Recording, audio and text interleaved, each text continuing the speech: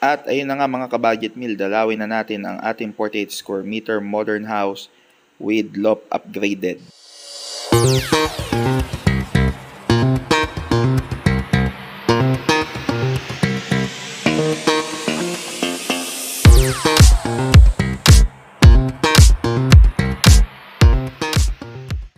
At ayun na naman at wala tayong kalimutan mga ka-budget meal. At syempre maraming salamat pa rin sa patuloy na sumusuporta sa mga sumusuporta dito sa ating channel. At ito na nga pala yung update sa ating lababo. At kung hahanapin nyo sa akin yung mga nakaraang video, ay tumungo lang kayo sa ating channel. Ayan. At naroon lahat yung before and after. Yung time na nagsisimula pa lang yung paggawa ng tahanang ito hanggang sa ngayon, ayan, makikita nyo doon sa loob ng ating channel. At puntahan natin yung CR. Ganito lang naman yung tile combination natin mga ka-budget meal. Ayan. So dito sa other side ay ganito ang kanyang design ng tiles. Okay, ayun sinasalpak na ni Ka Kevin yung tiles natin. Okay, at merong tile adhesive yan mga ka-budget meal para hindi malaglag pagdating ng panahon. Kasi nakakatakot kapag ganyan kataas yung tiles natin mga ka-budget meal. Dapat yan naka-tile adhesive. At syempre itong ating toilet bowl. Ayan, yung pinaka-background niya ay ganyan. At dito naman sa shower area, ayan, ganyan yung pagkaka-design niya.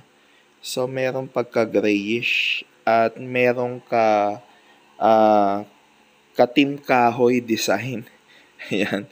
At yung pinto, syempre, budget meal lang. Ito, siguro mga around 1,600 yung ganyang pinto na PVC na plastic. Okay? At ito na mga ka-budget meal, naka-tiles na nga yung dito sa living area natin mga ka-budget meal. Ayan Diba? Yung si Kagijon. At ginamit pa rin natin dito ay steel window. At meron na tayong kesame na merong mga ilaw na naka-install. At dito naman sa other side, ito yung design mga ka-budget meal. Kapag may pera kayo, ganyan design.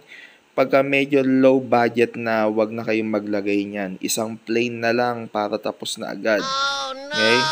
At syempre, kailangan dyan ng mabilisang at masipagang paglilinis. Diba? At dito nga pala sa ilalim, hindi ko alam kung bahay yan ng kanilang fur baby or lagay ng sapatos. Basta't meron dyang space mga ka-budget meal. Hindi kasi po pwedeng mawala ng space doon kasi sayang. Okay? At ito yung kanilang fur baby na si La.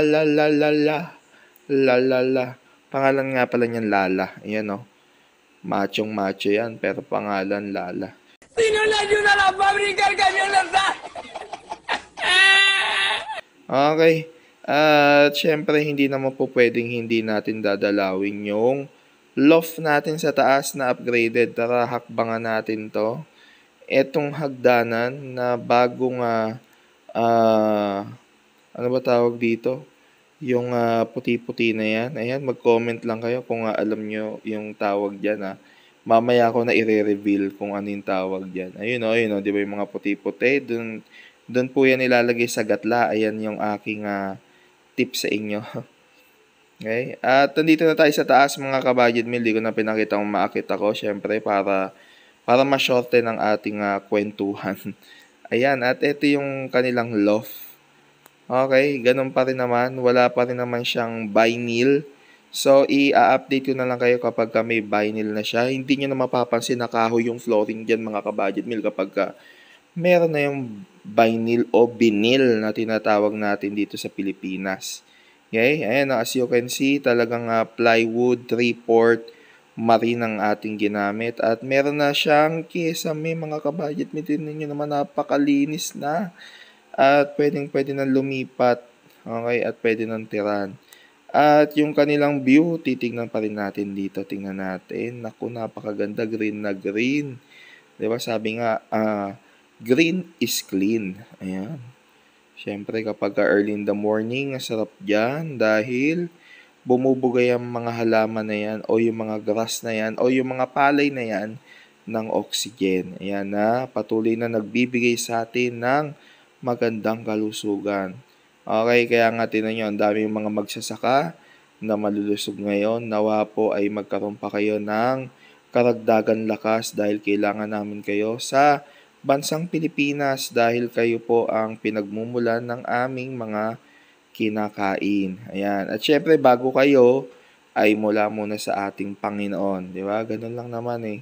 Kaya kailangan natin ng Diyos, kailangan din natin ang mga farmer natin. Ayan, saludo kami sa inyo. Okay, at i-check naman natin dito sa other side of heaven. Ayan.